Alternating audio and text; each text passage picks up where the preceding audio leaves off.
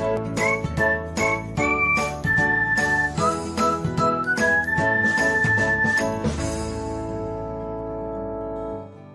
everyone, welcome back to another episode of Technologyglance.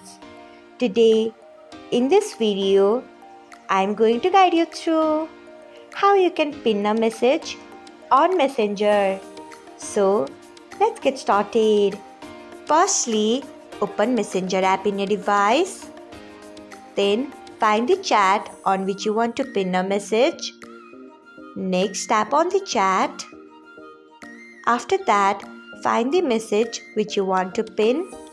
Next, long press on the message by tapping on it. After that, you can see the option of pin.